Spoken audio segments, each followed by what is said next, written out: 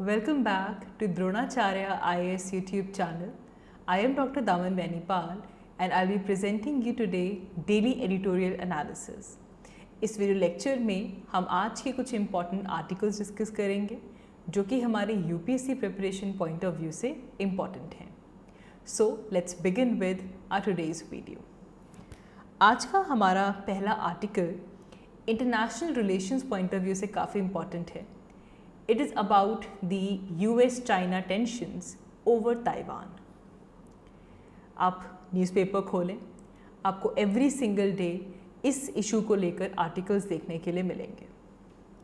हम आज इस वीडियो में सबसे पहले क्या अपडेट्स रहे हैं न्यूज़ में वो फॉलो करेंगे. We will try to understand that what was China's concern. जो recent visit यूनाइटेड स्टेट्स के हाउस स्पीकर ने और जो सीनियर डेमोक्रेटिक पार्टी पॉलिटिशियन है यूएस में नैंसी पेलोसी, इनकी जो विज़िट ताइवान में हुई है उसकी वजह से चाइना का क्या कंसर्न है और इस विज़िट को लेकर चाइना ने किस तरह रिस्पॉन्स किया है ये भी हम यहाँ पे देखेंगे. Will also try to understand this visit's impact on China and US relation. इस विज़िट से चाइना यूएस रिलेशनशिप्स के ऊपर क्या फ़र्क पड़ेगा वो भी हम देखेंगे. थोड़ा सा ओवरव्यू करेंगे about the long history between China and Taiwan. जो चाइना और ताइवान की टेंशन्स चल रही हैं उस हिस्ट्री को हम यहाँ पे समझेंगे. विल अंडरस्टैंड कि हिस्ट्री तो है लेकिन करंटली जो करंट राउंड ऑफ टेंशन्स चल रही हैं वो किस तरह अराइज हुई, that we also understand over here. Will also see what is India's stand related to this issue. And एक और चीज़ जो हम यहाँ पे पढ़ेंगे आज which is about one China principle. तो जितने रिलेटेड एस्पेक्ट्स बन सकते हैं related to the US China tensions over Taiwan उन सभी को हम इस वीडियो में कवर करेंगे. तो जैसे कि अभी हमने कहा ये सारी की सारी कहानी अभी शुरू होती है जब यूएस के house speaker Nancy Pelosi Taiwan visit करती हैं. तो अगर थोड़ा और यहाँ पे हम बैकग्राउंड देखें तो ताइवान का नेचर क्या है, ताइवान का स्टेटस क्या है. एक चीज़ यहाँ पे नोट कीजिए कि यूनाइटेड नेशंस ताइवान को as a separate country recognise नहीं करते. इनफैक्ट दुनिया भर में ऐसे सिर्फ 13 कंट्रीज़ हैं जो कि ताइवान को एज अ कंट्री रिकॉग्नाइज करते हैं. Mainly they are in South America, the Caribbean, some islands in Oceania and the Vatican. गिनती की कुछ कंट्रीज़ हैं जो कि ताइवान को as a separate country recognise करते हैं. Apart from this United Nations में ताइवान एक सेपरेट कंट्री रिकॉग्नाइज नहीं किया जाता. यूएस ने 1970s से ही वन चाइना पॉलिसी जो है वो फॉलो की है. अब जब हम वन चाइना पॉलिसी बोलते हैं तो under this policy you recognise Taiwan as a part of China only. One China.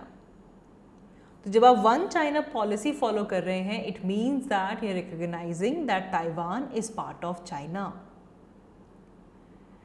But following this policy United State had unofficial ties with Taiwan as well.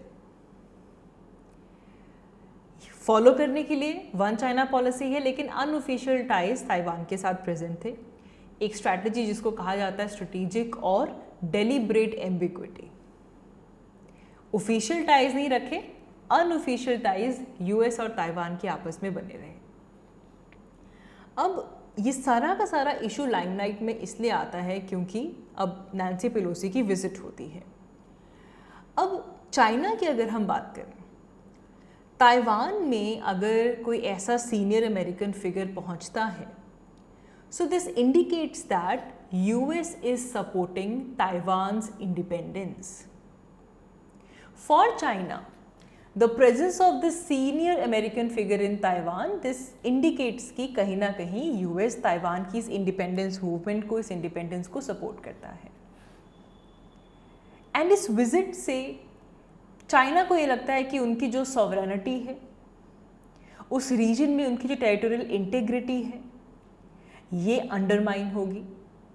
And therefore this visit, and if you are undermining China sovereignty, territorial integrity, this will have grave impact on the foundations of China-US relations.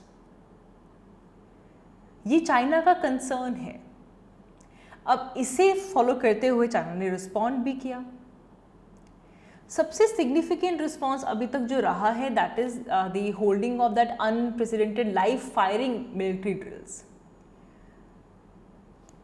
आप जैसे कि इस figure में देख सकते हैं, the next image, Taiwan के आसपास ऐसे 6 रीजन्स हैं जो कि ताइवान को सराउंड कर रहे हैं. यहाँ पे लाइव फायरिंग मिलिट्री ड्रिल्स की गई. It came as a warning to Taiwan. इस आइलैंड के आसपास जो कि ताइवान के क्लेम्ड वाटर्स हैं, जो टेरिटोरियल वाटर्स हैं, वहां पे ये मिलिट्री ड्रिल्स की गई. So this was China's response, and rather this was China's Swift response. अच्छा, इसके अलावा अब विजिट तो हो गई. चाइना यूएस रिलेशन किस तरह इम्पैक्ट हुए हैं? चाइना ने अनाउंस कर दिया है that they will cancel the 8 की डायलॉग मैकेनिज्म विद यूएस, जिनमें से 3 तो बायलेटरल मिलिट्री डायलॉग मैकेनिज्म्स थे, like the theatre commanders meet, defence policy coordination talks and the talks under military maritime consultative agreement. ये 3 तो important bilateral military dialogues हैं जो कि कैंसिल किए गए हैं, सस्पेंड किए गए हैं. And with this cancellation of these bilateral military dialogues, this initiates the fear of growing military tensions.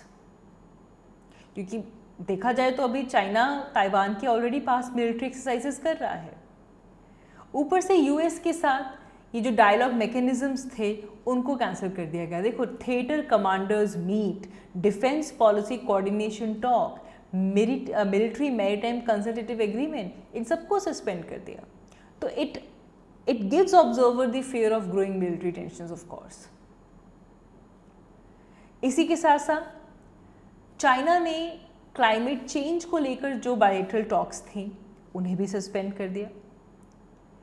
Illegal immigrants की रिपाट्रिएशन के लिए जो डायलॉग मैकेनिज्म था उसे सस्पेंड कर दिया. क्रिमिनल मैटर्स में लीगल असिस्टेंस को सस्पेंड कर दिया.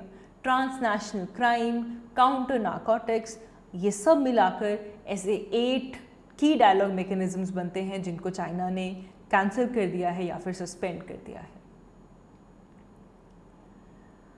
एक काफ़ी एक्सटेंड हो गया है ये period of this tense relation between China and US, and ये पूरी की पूरी टेंशन जो ताइवान स्ट्रेट है उसके क्रॉस आपको देखने के लिए मिलेगी. हमने आज ही की हमारी करंट अफेयर वीडियो में ताइवान स्ट्रेट, येलो सी, ये वाला जो एरिया है इसे काफ़ी डिटेल में वहाँ पे विद मैप डिस्कस किया है. You can refer to that video as well. Now यहाँ से हमें करंट डायमेंशंस में क्या हुआ वो हमें यहाँ पे दिख रहा है. एक थोड़ा सा ओवरव्यू ले लेते हैं about the history of Taiwan and China's relations और tensions we can say. Taiwan जिसे पहले फॉर्मोसा कहा जाता था, it was earlier known as Formosa, इसीलिए जो ताइवान स्ट्रेट है उसे फॉर्मोसा स्ट्रेट कहते थे. ताइवान बेसिकली चाइना की ईस्टर्न कोस्ट के पास एक छोटा सा आइलैंड है, and this island was administrated by an imperial Qing dynasty. लेकिन फिर इन्होंने अपना जो कंट्रोल था वो जापानीज को पास ऑन कर दिया था इन 1895. ये चीज़ याद रखिएगा, पहले क्विन डायनेस्टी थी लेकिन फिर इन्होंने अपना कंट्रोल जापान को ट्रांसफ़र कर दिया था. They passed it to the Japanese. लेकिन फिर स्टोरी में ट्विस्ट तब आता है जब वर्ल्ड वॉर टू के दौरान जापान की डिफीट होती है and then the island of Taiwan was passed back into the Chinese hand. याद रखना ये बात. तब चाइना के जो रिपब्लिकन्स थे, the Chinese Republicans, basically of the Kuomintang's government. They retreated here. जब 1949 में कम्युनिस्ट की विक्ट्री हो जाती है, उस टाइम पे चाइना के जो रिपब्लिकन्स थे वो यहाँ पे आते हैं, एंड तब से ताइवान को चाइनीज़ रिपब्लिकन्स ने, क्यूमिनतांग गवर्नमेंट के रिपब्लिकन्स यहाँ पे रिट्रीट होते हैं और ताइवान को कहते हैं the Republic of China, ROC. But China never recognise the existence of Taiwan. कि ताइवान एक इंडिपेंडेंट पॉलिटिकल एंटिटी है, ऐसा कभी भी चाइना ने रिकॉग्नाइज नहीं किया. They always argued that Taiwan is a Chinese province. अब इस पूरे इशू को लेकर ताइवान का क्या स्टैंड है? देखिए, ताइवान अपने आप को एक सॉवरेन स्टेट समझता है. Taiwan sees itself as de jure sovereign state. But again, जो हमने वीडियो की स्टार्टिंग में कहा, it is largely unrecognized by other countries. Taiwan ये कहता है कि जो मॉडर्न चाइनीज स्टेट है, it was formed after the revolution of 1911 and Taiwan was not part of that state, or Taiwan was not part of People's Republic of China, which was established after the communist revolution. तो ये तर्क Taiwan का है कि जो modern China है ये 1911 के रेवोल्यूशन के बाद बना था, और उस टाइम पे ताइवान ना तो स्टेट का पार्ट था, और जो आज का चाइना है, पीपल्स रिपब्लिक ऑफ चाइना, ये कम्युनिस्ट रेवोल्यूशन के बाद बना है. अब दोनों के बीच में हम टाइज देखें तो जब से ये अलग अलग फॉर्मेशन हुई है, People's Republic of China, the mainland China and the Taiwan, ROC, इनके बीच में पॉलिटिकल टेंशंस हमेशा से ही कंटिन्यूड रही हैं. हाउएवर, पॉलिटिकल टेंशंस होने के बावजूद चाइना और ताइवान के बीच में इकोनॉमिक टाइज थी. देयर मैनी द माइग्रेंट्स जो कि ताइवान से आते हैं, चाइना में काम करते हैं. चाइना अपनी इन्वेस्टमेंट ताइवान में करता है. रादर चाइना का लार्जेस्ट ट्रेडिंग पार्टनर ताइवान है, और the other way round, Taiwan's largest trading partner is China. दोनों के बीच में इतने स्ट्रॉन्ग रिलेशन है कि जब हम ताइवान के ट्रेडिंग पार्टनर्स देखते हैं तो नंबर 1 पे चाइना आता है, और इनके बीच में ट्रेड डेफिसिट भी चल रहा है of 80 billion to 130 billion with Taiwan. तो ये चीज़ नोट करने वाली है. पॉलिटिकल टेंशंस के साथ साथ इकोनॉमिक रिलेशंस, इकोनॉमिक टाइज हमेशा से रहे हैं. तो करंटली ऐसा क्या हो गया कि चाइना और ताइवान की जो टेंशंस हैं वो इतनी एग्जैजरेट हो गई हैं. How did this current round of tensions come about? तो जब हम करंटली जो टेंशंस चल रही हैं इसका बैकग्राउंड अगर देखते हैं तो इसकी शुरुआत होती है 2021 में, जब चाइना अपना नेशनल डे सेलिब्रेट कर रहा था to mark the birth of People's Republic of China. And this was the 72nd anniversary celebrations of the China. एंड इस दौरान चाइना ने ताइवान के एयर डिफेंस आइडेंटिफिकेशन जोन में 100 से ज़्यादा फाइटर जेट्स को भेजा. They infiltrated the Taiwan's air defence identification zone. And उस टाइम पे भी ताइवान के लिए काफ़ी गेटिंग ऑन द नर्व्स वाली सिचुएशन थी.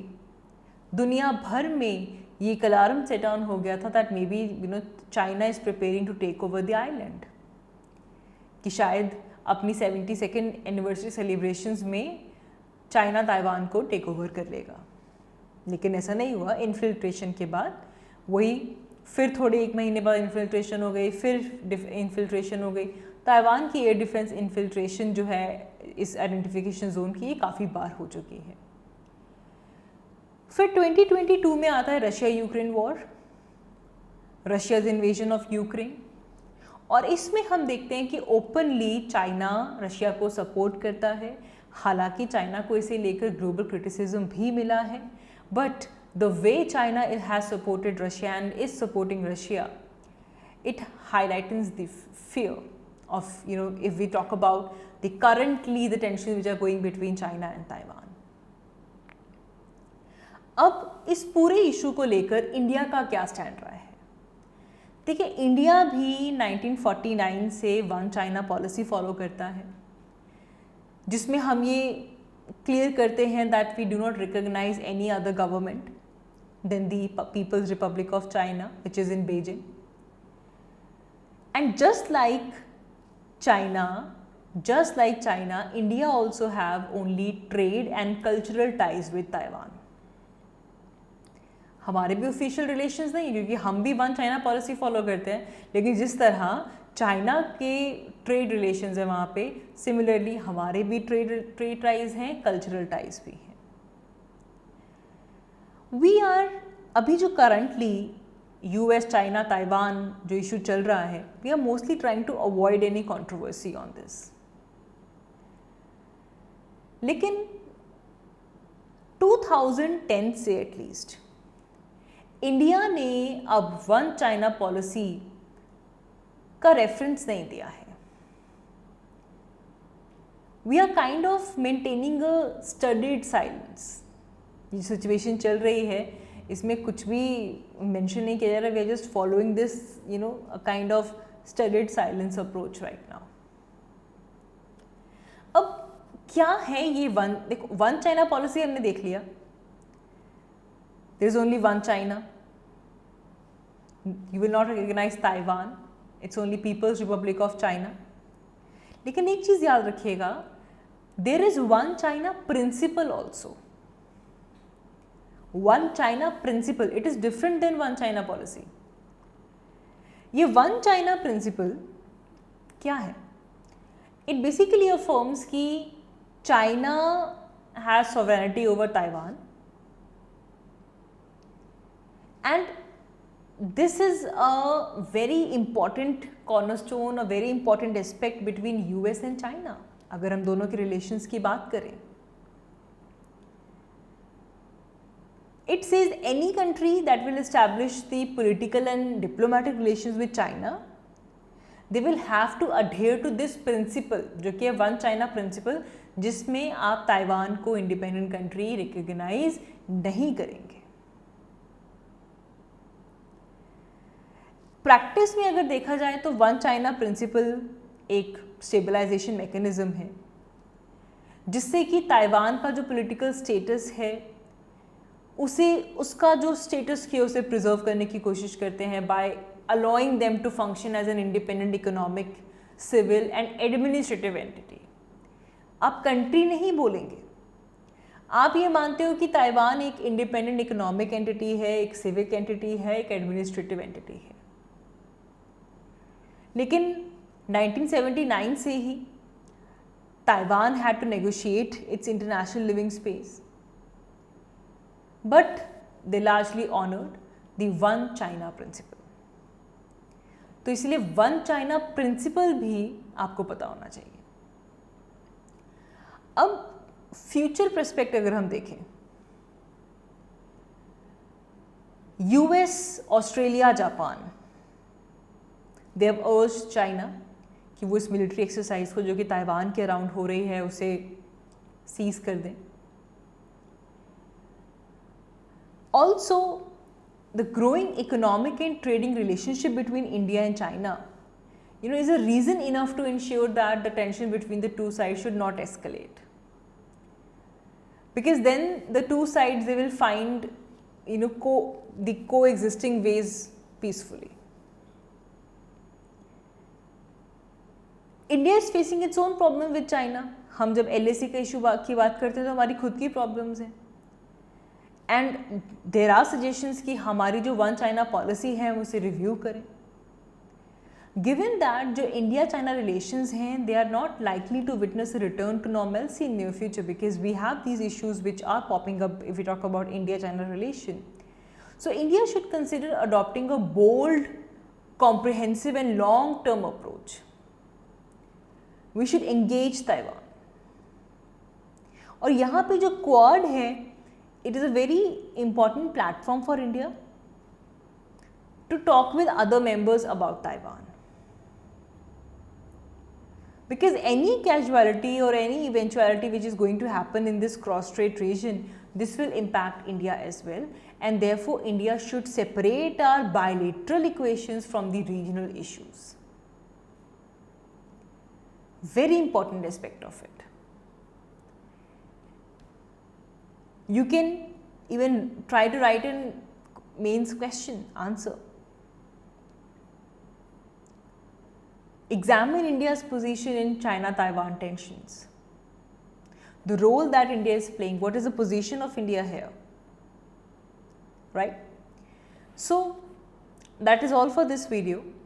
हालांकि हमने थोड़े दिनों पहले भी चाइना-ताइवान इशू को डिस्कस किया था, बट आप आर्टिकल्स खोलें, आप न्यूज़पेपर देखें, this is one of the major topic which is covered every single day these days. So therefore एक और कवरेज हमने की, कुछ और चीज़ें अगर छूट गई थी तो वो इस वीडियो में हमने कवर कर ली हैं. That is all for today. आज की इस वीडियो के लिए इतना ही. Thank you so much for watching. I will see you all in my next one. Thank you.